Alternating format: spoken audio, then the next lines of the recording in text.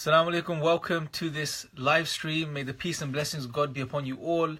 We're going to be discussing a very interesting topic today, which is to do with the oneness of God. And this is a big question, right? Because normally what we've been doing up until this point is we've been speaking about, God's existence, God's the power of God, how much God loves us, what God does for us, so on and so forth. But we haven't touched upon the oneness of God itself.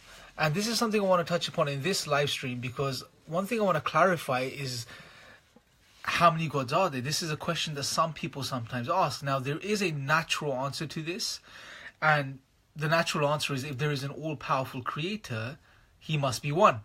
However, there are some people still that have many different ideas, many different conceptions. For example, our Christian brothers and sisters in humanity, they would say that God is not one, or is one, but it's three in one, and there's three distinct beings which make one Godhead. So we're going to be discussing these things today regarding the oneness of God, and I want to really share with you some very simple yet very rational and sound arguments which prove that God indeed is one. But on top of all of this, I want to show you how intuitive it actually is, the belief in one God, how natural it is. And this is why I said there's many people who, once they accept and understand that there is a creator, which is quite a natural belief in itself and is a part of our very nature, the oneness of God naturally follows. However, there are some people that may have the question about, how many gods are there and so on and so forth, because they would say, for example, there are many world religions and there are many different people from many different backgrounds that believe in many different numbers of gods. So, for example, they say the Hindus believe in many gods. So why one God? Why not 3 gods or 4 gods or 50 gods or 100 gods? This is what I want to talk about today. And before I get into the subject, before we really look into this and engage with this topic, what I want you guys to do, whoever's watching this live right now, to share this with as many people as you can on your Facebook pages. Just click the notification button so when we're live next, you guys can see us. Just keep sharing this on your Facebook page. If you're a Muslim that's tuning in, brothers and sisters, please share this with others so they can benefit too. If you are a non-Muslim who's tuning in, I welcome you, and I really encourage you to stay all the way through. And also, everyone that's watching and listening, please make sure to share your comments. I can see your comments at the bottom of the screen, and that way we can have a very engaging session, God willing. So if you have any questions, anything you want to say which is related to the topic we're discussing today, then please leave your comments at the bottom, and then I can see them and I can try to answer them the best I can. If not, I can refer you guys to someone who may be able to answer your questions. But what I want to do with this format today is that I want to make it a bit more interactive. So as I'm speaking, if there are some comments that are coming up, questions, I will take pauses in between the content and I will address you guys as and when we go. So no one's questions are missed out, because I know some people may be tuning in that may not have, a whole 40 minutes, 50 minutes to stay. So they may come on, they may have a question, they may put the question up. So I'll try to address and answer your question as soon as I see it come up. That being said, let me just reiterate the topic we're going to be discussing about today. And the topic is the oneness of God, and addressing the idea of there being more than one God and why this concept or this notion fails. And addressing people who may claim that there's other arguments on the other side of the spectrum. But we're going to deal with this topic of the oneness of God, and we're going to show that the belief in one God is not only natural, but it's also very rational, and it's also very intuitive. It makes complete sense, and I'm going to give you guys some very simple arguments which prove this. One of the arguments I'm going to share with you is from the Quran itself, because the Quran is the final revelation of God, and the arguments that God presents in the Quran are the best of arguments. There are no better arguments. So that's the topic that we're going to be discussing today, and it's a very relevant topic, because this is the differentiating factor between truth and falsehood. Because we live in a world, yes, there may be lots of atheists, there may be lots of skeptics, there may be lots of these types of people, but at the very same time, there are loads of people who actually believe in a supreme power, believe in a supreme being. However, they don't know entirely who this being is. And there's sometimes a bit of confusion as to, what's the nature of this being. Is it like the Christians say that it's one God, but this one God has 3 parts? Or is it like the Hindus say that there's not one God, there are many, many, many, many gods, and there is one supreme God. So which is it? How is it? How does this all work? And I'm sure you'll find this very, very interesting, because someone on that journey towards God, someone who is on a journey to discover who their creator is, this is a very relevant topic, because for you to now find your creator and connect with him, you need to know who he is. And if you don't know who he is, you can't connect with him. So it's very important we establish this today. And in Islam, one of the beautiful things about Islam is that Islam came to clarify this concept once and for all, one last time till the Day of Judgment, the concept of Tawheed, this unique oneness of God, the oneness of God in every way, shape or form, whether it be in the worship of God, whether it be in the lordship of God, whether it be in the names, in the most beautiful names and attributes of God. Islam came to establish that unique oneness, to single God out for all acts of worship, everything. That's it. Just focus on God alone. There is only one God, and so on and so forth. And we'll discuss some of these topics today. But like I said, anyone that's tuning in now, please share this live stream. Let's get this out to as many people as we can so they can benefit too. And if you're a Muslim, please share this on your Facebook page, so especially with your non-Muslim friends and guests, right? So they can interact and they can come on, they can benefit too. If you're a non-Muslim, I welcome you once again. And I hope you stay all the way through. And like I said, for everyone, if you guys have comments, if there's any questions you guys have, please leave them in the comment section. I can see it. And as and when they come, I'll try to answer them, as soon as possible without delaying them till the end. I don't want to leave the comments and questions till the end, because I appreciate some people may want to leave sooner than later. That being said, we'll start officially. We'll start in the name of God. Bismillahir Rahmanir Rahim. The name of God, the most merciful, the excessively merciful, the most compassionate. We start also by saying, Inna alhamdulillah wa salatu wa salamu ala rasulillah. Well, now, brothers and sisters, what I want to share with you first and foremost is, and I've done this before in previous videos, we have established that there are good reasons to believe in God's existence. Not only this, we have established that the belief in God is natural, it's intuitive, it's a part of our very nature. In Islam, this is called the fitrah. This first pure nature that every single human being is born with. And this nature becomes covered, it becomes clouded, maybe due to, our social upbringing, things that happen in our lives, just the way society thinks and the society functions. Whatever the case is, sometimes even our sins, even the wrong things that we do sometimes in our lives, it causes this nature of ours to become covered. So as human beings, what we need to do is that there is still an inclination within us to search for the truth, to know the truth. And there's something inside us that's always telling us, there's a little whisper inside of us that's always telling us there is more to life than just what we perceive, than just working 9 to 5, coming home, having your food, watching TV, going to sleep, and repeating this cycle over and over again. There is something more to life. There is much more to life than this. And we know this. We have this inclination within us. There's an itch within us. So this drives us. And this itself is a mercy of God, because this drives us on that quest to search for God. And if you haven't watched the previous live streams we've done, I really recommend you guys go and do that, because in the previous live streams, what I've done is I've covered, there's been some episodes where we've discussed the proofs of God's existence. And I believe the one I did about 2 weeks ago was on the simple proofs of God's existence. I shared some very powerful, simple proofs of God's existence, which are very rational, very intuitive. So I really recommend you guys go and see that. Now, if we have reached the point where we understand and we acknowledge that there is a creator, there is a God, there is a supreme being, there is a supreme power, there is something behind everything that exists, everything that came into being, there is a creator, an uncreated cause behind this created world. Now, why would we naturally assume, firstly, that this creator must be uncreated? Well, simply, there's two ways of looking at this. Number one, from an Islamic perspective, we don't believe in a created God. And if you rationally, intuitively evaluate this point, what you would see is that it makes no sense to believe in a created creator, right? Because we may have the universe, and you may say this universe that we live in was created by creator X, for example. And this creator X now was created by creator Y. And this creator Y was created by creator W. And this creator W was created by creator E. And if this went on forever, we wouldn't have creation, because the chain will be never ending. It will be an unending, infinite chain.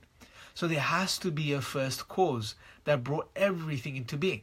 Now, a simple analogy to put this into perspective for you guys is this. Imagine you finish work one day and you want to go home. Now, for you to get home, you need to get on the bus, right? Now, the bus stop's right outside of your work, and you go to the bus stop and you realize you don't have a coin. You need 1 coin to get on the bus. So what you do is you ask the person behind you at the bus stop, can I have a coin because I need to get on the bus? The person behind you says, well, I can give you a coin, but I don't have a coin. I need to get a coin off the person behind me. And then the person behind him says the same thing. I can give you a coin, but I need to get a coin from the person behind me. And if this chain goes on forever, would you ever get on the bus? Would that event of you getting on the bus ever take place? And I'm sure you can work this out. The answer is no. There has to be the first person that gives the coin which finally gets to you and allows you to get on the bus. There has to be that first cause. Now apply this to the whole of reality and existence. The whole universe that we're living, everything that exists right now, has to have an uncaused cause for it to exist. Otherwise we wouldn't be here today, right? And it's that simple. The creator of the heavens and the earth is uncreated, eternal. And this is exactly what God says in the Quran in the 113th chapter. He has no beginning, He has no end. There is no beginning to God. He is eternal. This creator must also, now let's rationally keep working through this. This creator must also be transcendent, meaning he must not be a part of his creation. Okay? Now, let's analyze this for a second, because we know that there are some people from different traditions and backgrounds, such as Hindus, such as, for example, Sikhs even, they would say, and even Christians, that they would say to an extent, they would say that in their own ways, that they would say that this creator is a part of his creation. He permeates the creation. He is a part of this creation that he has created. Now, we'll analyze this on a more technical level, but from a very simple point, as soon as you hear such a claim, something doesn't add up. Something doesn't make sense. It just doesn't seem right. And I'm sure if you think about it, you'll figure out reasons why. One simple reason is, how can the creator of everything that existed before the things it created, how could it be a part of its creation? It just doesn't make sense, right? And this is the whole point, brothers and sisters and friends, because look, if the creator is eternal, as we've already established, and he created this universe, he created this universe and this physical reality at a particular point. He created it at a particular point. He already existed. And if he created this universe at a particular point, he can't be a part of his creation because he already existed. It's like saying this. I'll give you a very simple analogy. But remember, no analogy applies to God. But just to drive the point home, just to make things a bit more clear, think about it this way. If you were a carpenter and you built a table, do you become the table? Ask yourself that question. The answer is no. I mean, if you were to build a chair, you don't become the chair. So in the same way, God created everything. He created all of this reality and everything that exists, but he is not a part of his creation. He is distinct and disjoint from his creation. He is separate from his creation. He is above his creation. So we've already established that he must be eternal. He must be separate from his creation and above all of his creation. He must also be all-powerful. He must be powerful because if you really think about it, if you look at the entire universe, even just one single atom in the universe, there is immense amounts of power in the universe, and even in one atom. If you were to split an atom, you know what happens. So the one who created this entire universe, the one who created everything that exists, must be all-powerful. It just rationally makes sense. Now, moving on, this creator must also have a will. We don't believe in a mechanical creator. This creator cannot be just this mechanical entity which somehow, like a deistic view, which is that somehow this creator started the motion or created everything and then just forgot about it.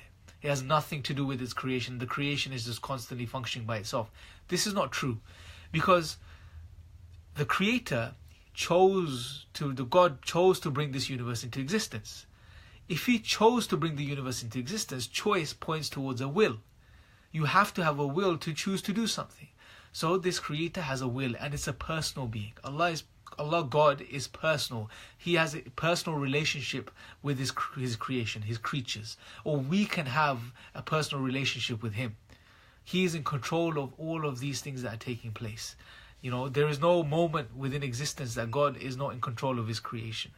God is in control of everything at every single moment of its creation. And what's powerful from the Islamic tradition is that there is a clarity that's given to us, which is that this Creator, all power, all might, everything, all life, everything belongs to God. Everything belongs to God. He is in total control of everything, and everything in creation is totally dependent upon God. Right? So there is no power, there is no intrinsic power or strength or might within this creation. There is nothing there. There is nothing there. There is no power within this creation. And this is a very, very liberating concept, as we will discuss later. All power belongs to God. He is the source of all power. He is the ultimate creator. He is the eternal creator, as we've said. He is all powerful. He has a will. He is separate, above his creation. He's not a part of his creation. Right?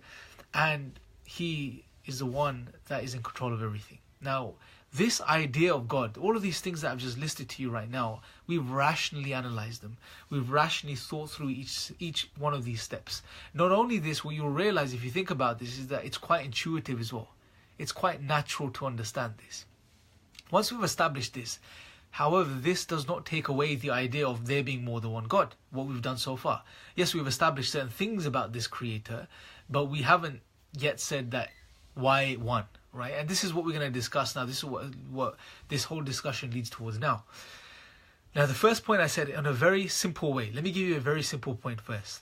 If you understand that the Creator is all-powerful, and if you understand that this Creator has control of everything, and if you understand that this Creator is eternal, and if you understand that this Creator is not a part of his physical universal creation, he has the ability to do all things.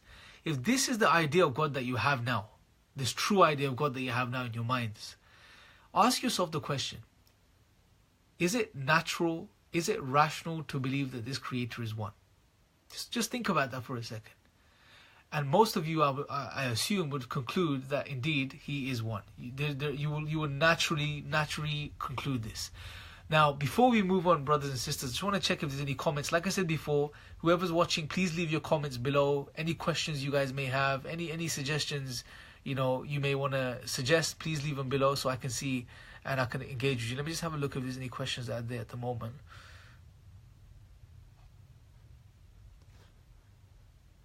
Okay, let's just see.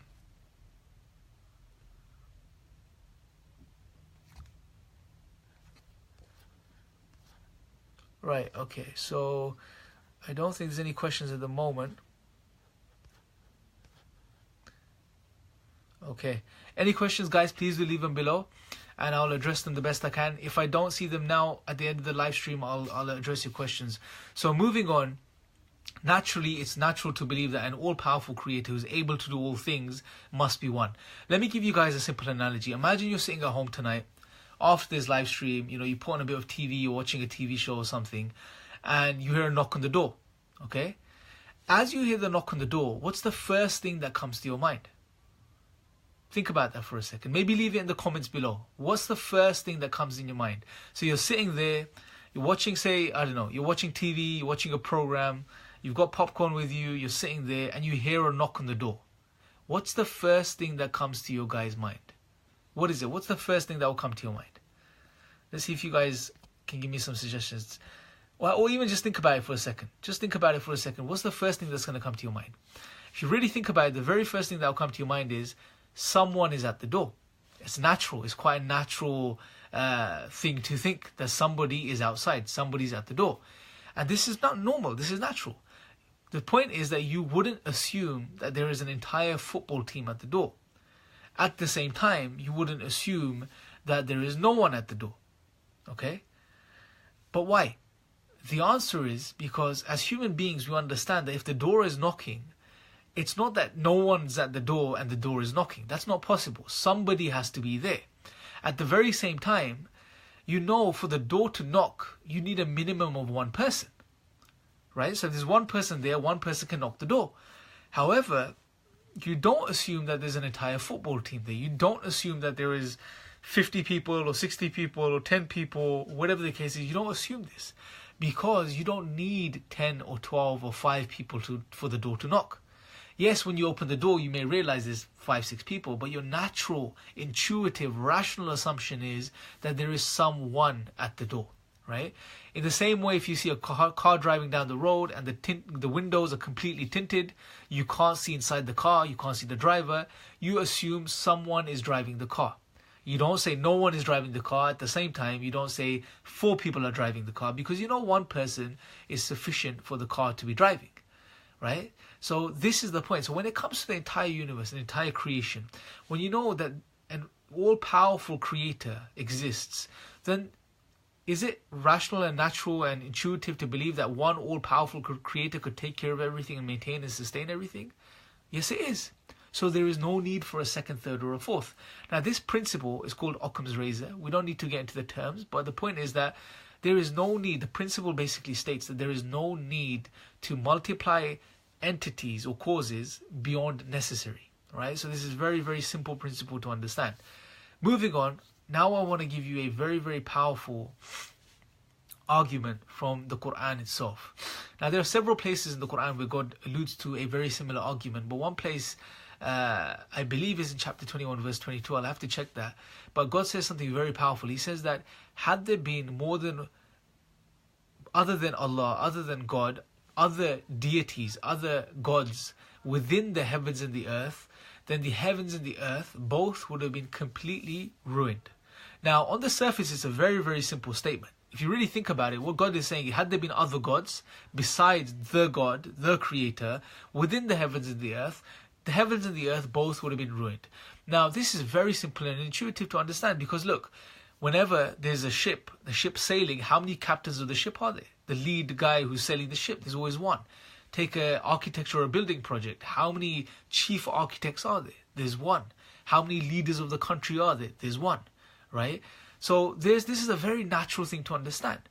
That had there been more than one God, they would have destroyed, everything would have been ruined, everything would have been destroyed, right? At the very least, one morning you would wake up, the sky would be blue, the next morning you will wake up, the sky will be green, the next morning it will be pink and yellow, and some days people will be walking, some days people will be flying, some days people will be doing this, that, and the other, everything will be taking place, right? It'll be chaos, basically. Everything will be in chaos.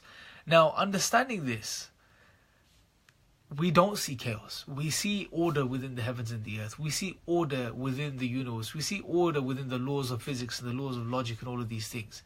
This order points towards there being only one God. Now, some people make the contention here. They say, well, okay, hold on a second.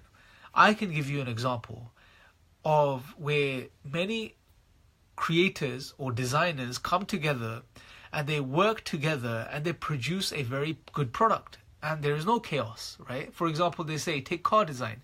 When people are designing a car, you know, you have some people that design the wheels. You have the designer of the wheels, the creator of the wheel. You have the creator of the chassis of the car.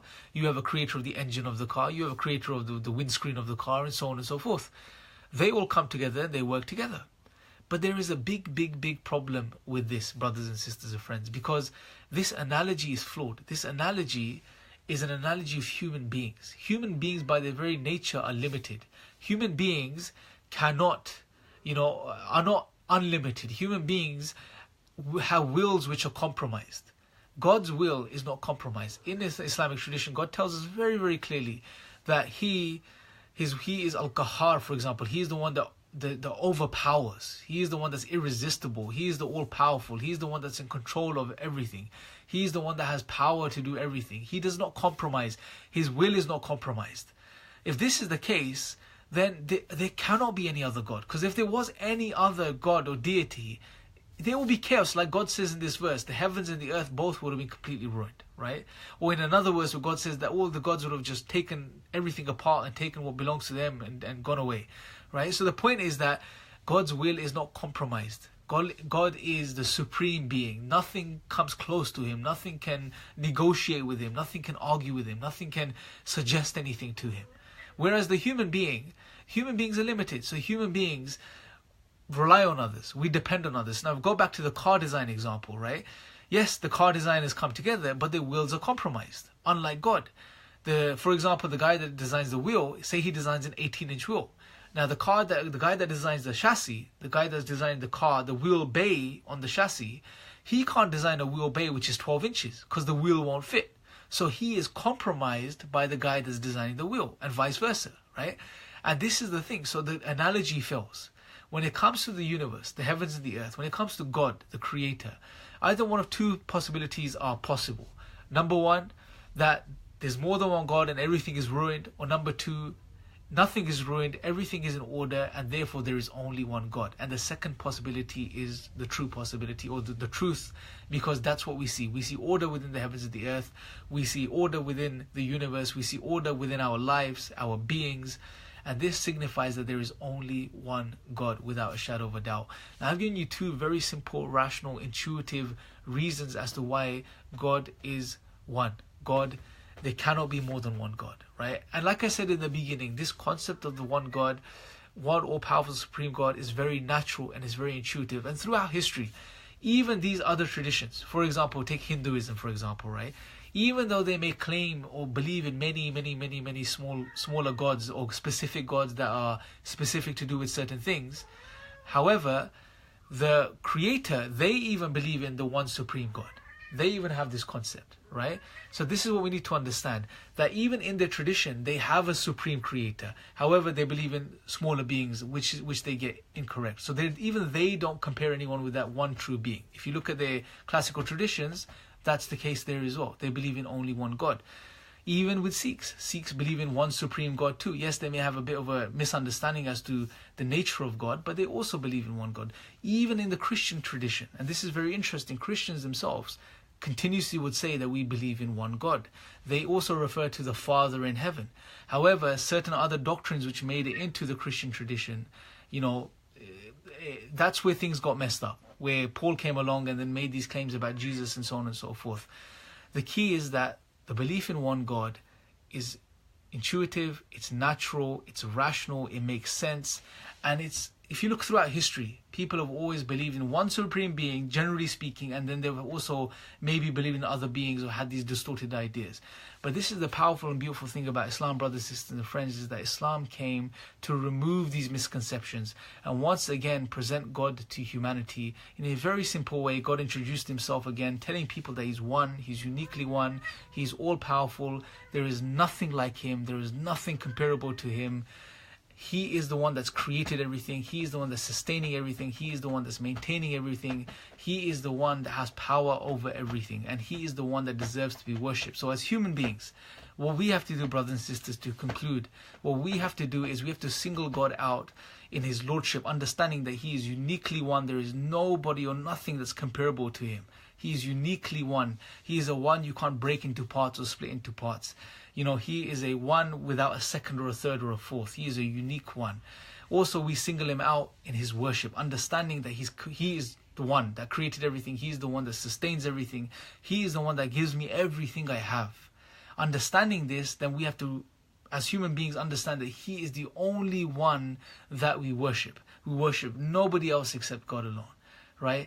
And we also understand that all of his names and his attributes, the most beautiful names and all of his magnificent attributes, only and uniquely and solely belong to him.